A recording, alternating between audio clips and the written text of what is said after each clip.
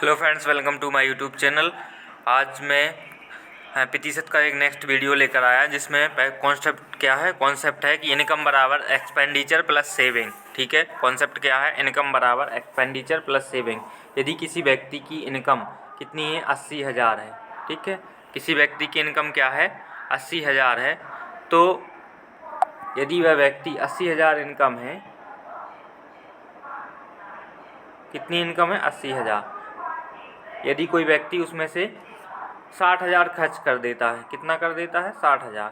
तो भाई उसकी सेविंग कितनी हो जाएगी? 20,000। ठीक, यानी सेविंग और एक्सपेंडिचर को मिला के क्या निकलता है? सेविंग और एक्सपेंडिचर को मिला के निकलती है अपनी इनकम। यानी इनकम यदि 80,000 है और एक्सपेंडिचर 60,000 है, यानी किसी व्यक्ति की यदि इनकम और एक्सपेंडिचर पता चल जाता है तो उसकी सेविंग ऑटोमेटिकली पता चल जाएगी। यानी एक्सपेंडिचर और सेविंग का जो एडिशन होगा वो क्या होगा? इनकम होगा। जैसे मैंने परसेंटेज में बात करी, यदि किसी व्यक्ति की इनकम 100% है और उसने अपनी इनकम का 85% यदि एक्सपेंडिचर कर दिया, खर्च कर दिया, तो उसकी सेविंग कितनी ऑटोमेटिकली निकल के आएगी? 15%। बस इतना सा ही ये कॉन्सेप्ट है। इसी पे बेस्ड क्वेश्चन देखिए। क्वेश्चन क्या दिया गया है? क्वेश्चन दिया गया है कि एक व्यक्ति की आय कितनी दी है? इनकम दी है 5 रेशियो। ठीक है, इनकम क्या दी है? 5 रेशियो। और व्यय कितना दिया गया है? यानी एक्सपेंडिचर दिया गया है 2 रेशियो। ठीक है, तो सेविंग क्या ऑटोमेटिक निकल के आएगी? 3। ठीक है, पूछा गया है अपनी आय के कितने प्रतिशत की बचत करता है? यानी आय की, यानी कितने की बचत? 3 की कर रहा है और आय कितनी है? 5 की। तो 3/5 क्या होता है? 60% होता है। इसका करेक्ट आंसर हो जाएगा।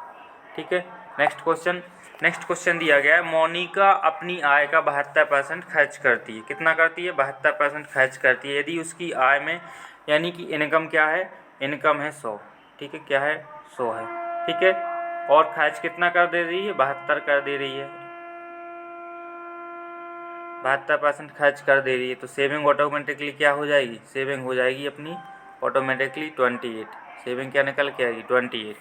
फिर कह रहा है यदि उसकी आय में 20% की वृद्धि, तो 20 आय में कितने की हुई? 20 की। 100 का 20 कितना? 100 का 20% 20 ही होता है। और उसकी बचत में क्या हुई? 15% की वृद्धि। तो बचत 28 का 15% कितना होता है? 4.2। ठीक, कितना होता है? 4.2। तो यहाँ पर उसकी एक्सपेंडिचर कितना बढ़ जाएगा? एक्सपेंडिचर भी बढ़ जाएगा उसका। कितना? 15.8। ठीक है, 15.8। और 15.8 पूछा गया। उसके खर्च में कितने प्रतिशत की वृद्धि हुई? तो खर्च में कितने की वृद्धि हुई? 15.8 बटे में 72। ठीक है, इसको जब सॉल्व करेंगे तो अप्रॉक्स में कितना निकल के आएगा? 21.9। नेक्स्ट क्वेश्चन दिया गया है कि राघव अपनी आय का 80% खर्च करता है। यदि उसकी आय में 12% की वृद्धि और बचत में 10% की कमी, तो उसके खर्च में कितने प्रतिशत की वृद्धि होगी? ठीक है, यदि इनकम राघव की कितनी है? 100 है। ठीक, और एक्सपेंडिचर कितना कर रहा है वो? 80। तो सेविंग ऑटोमेटिकली कितनी निकल के आएगी? 20। ठीक, और कह रहा है आय में 12% की वृद्धि, तो 100 का 12% 12 ही होता है। उसकी बचत में कितनी की हुई? 2% की, 10% की कमी। तो 20 का 10% कितना होता है? 2 होता है। ठीक, तो ऑटोमेटिकली एक्सपेंडिचर कितना निकल कर आएगा? 14। ठीक, तो पूछा गया उसके खर्च में वृद्धि कितनी हुई? तो वृद्धि कितनी की हुई? 14 की। और किसके पहले कितना था खर्च? 80। तो 14/80 कितना होता है? 17.5%। 14/80 कितना होता है? 17.5%। नेक्स्ट क्वेश्चन, यानी इसका आंसर क्या हो जाएगा? करेक्ट आंसर ए हो जाएगा। नेक्स्ट क्वेश्चन दिया गया है कि अनु अपनी मासिक आय का 68% खर्च करती है। यदि अनु की इनकम क्या है? 100% है और उसमें से 68% उसने क्या कर दी? एक्सपेंडिचर कर दी। तो सेविंग कितनी ऑटोमेटिक निकल के आएगी? सेविंग निकल के आएगी 32%। ठीक है, कह रहा है उसकी आय में 20% की वृद्धि, 100 का 20% कितना होता है? 20 ही होता है। और उसकी बचत में क्या होगी? 9 सही 3/8% की वृद्धि हो गई। 9 सही 3/8 होता है 3/32। इसकी फ्रैक्शन वैल्यू कितनी निकल के आएगी? 3/32। यानी 32 उसकी पहले थी, बचत कितनी बढ़ गई? 3 रेशियो। तो ऑटोमेटिकली कितनी निकल के आएगा, एक्सपेंडिचर 17 निकल के आएगा। ठीक है, क्योंकि इन दोनों का योग भी 20 के बराबर आना है। तो यदि यहाँ पे सेविंग 3 आ गई तो एक्सपेंडिचर ऑटोमेटिकली कितना आ जाएगा, 17। तो पहले एक्सपेंडिचर कितना था, 68, अब वृद्धि कितने की होगी, 17 की। तो 17/68 यानी 1/4 कितना, 1/4, और 1/4 कितना परसेंट होता है, 25% होता है। ठीक है, ये इसका करेक्ट आंसर हो जाएगा। नेक्स्ट क्वेश्चन दिया गया है कि क्वेश्चन क्या दिया गया है, एक व्यक्ति का मासिक व्यय उसकी मासिक बचत से इतना अधिक है, 66 सही 2/3, 66 सही 2/3 कितना होता है, 2/3। ठीक है, उसका व्यय कितना है, एक्सपेंडिचर और प्लस सेविंग मासिक बचत से, यानी मासिक बचत 3 है तो उसका एक्सपेंडिचर कितना हो जाएगा, 5। यदि एक्सपेंडिचर और प्लस सेविंग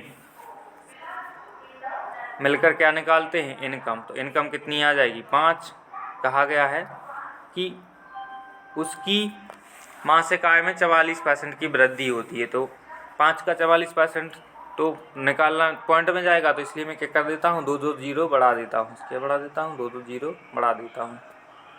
यहाँ पर कितने हैं, 5 है, तो इनकम क्या हो जाएगी, 8 हो जाएगी। इनकम क्या हो जाएगी, 8, 5 और 3 8, तो यहाँ पर 300 हो जाएगा। ठीक, अब वो कह रहा है उसकी मासिक आय में 44% की वृद्धि, तो 800 का 44% होता है कितना, 800 को 44%, 8 चौको 32, 320 और 8 चौको 32 यानी 352 रुपया। ठीक, कितना होता है, 352।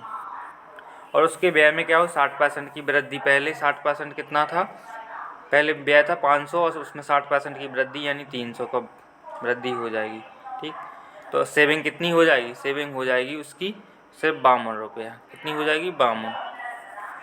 अब कह रहा है उसकी मासिक बचत में इतने की वृद्धि हुई है, यानी मासिक बचत में कितने की वृद्धि हुई है, 52 की। और 52 रेशियो का मान कितना दिया गया है, 10/40। एक रेशियो का मान कितना निकल कर आएगा, 20।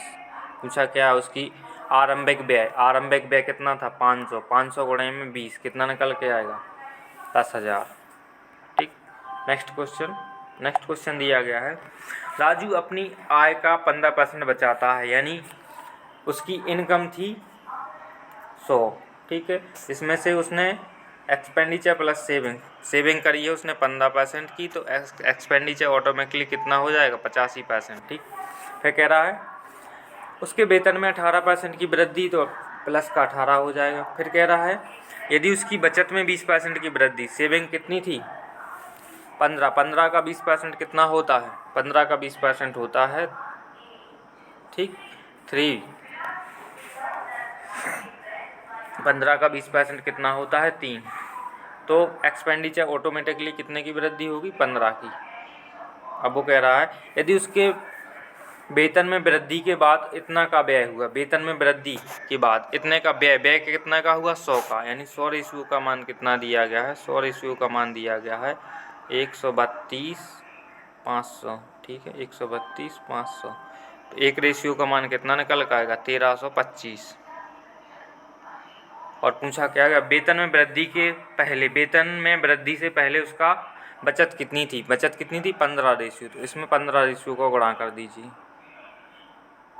ठीक है, तो 15 रेशियो को गुणा करेंगे तो कितना निकल जाएगा, डी ऑप्शन आ जाएगा, 19,875 इसका करेक्ट आंसर हो जाएगा।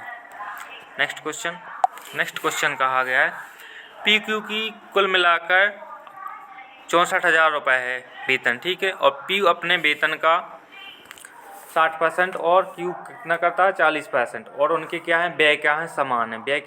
तो मैं व्यय क्या कर देता हूँ, यहाँ से समान कर देता हूँ। जैसे ही मैंने व्यय समान किया, यानी P ने क्या किया, 60% बचाते हैं, तो 40% क्या करते हैं, खर्च बराबर, और Q क्या करते हैं, 40% बचाते हैं, तो 60% क्या करते होंगे, खर्च करते होंगे। यहाँ से P और Q का रेशियो निकाल लेंगे, P और Q की इनकम का रेशियो निकल के आएगा 3:2। ठीक, यही इसका करेक्ट आंसर हो जाएगा। नेक्स्ट क्वेश्चन दिया गया है A और B के वेतनों का योग 4300। ए अपने वेतन का 95% खर्च करता है, बी अपने वेतन का 80% खर्च करता है, यानी उनकी बचत क्या है, समान है। यहाँ पर क्या सेविंग का रेशियो समान है। तो ए अपने वेतन का यदि 95% खर्च करता है तो बचाता कितना है, 5%, बराबर होगा बी कितना बचाता है, 80% खर्च करने के बाद 20%। काट देंगे 5 चौको 20। ए और बी की इनकम का रेशियो क्या निकल के आएगा, ए और बी की इनकम का रेशियो निकल के आएगा 4:1। ठीक है, उनकी इनकम का योग क्या है पूछा गया, ए का वेतन, ए का वेतन क्या है 4 रेशियो में, यानी 5 का भाग देंगे, 5 बराबर कितना दिया गया है 4300, 5 अट्ठे 40 और 5 छक्के 30। ठीक, और पूछा क्या गया, ए का इनकम कितना है 4 रेशियो, तो इसमें 4 का गुणा कर दीजिए तो कितना आ जाए, 8 चौको 32,000 और 6 चौको 2400। ठीक है, तो 32,000 और 2400 कितना होगा, 34,400। ठीक, तो I hope this is clear to everyone. यदि आपको यह टाइप पसंद आया है तो वीडियो को लाइक एंड सब्सक्राइब करिए, एंड वीडियो को क्या करिए, शेयर करिए।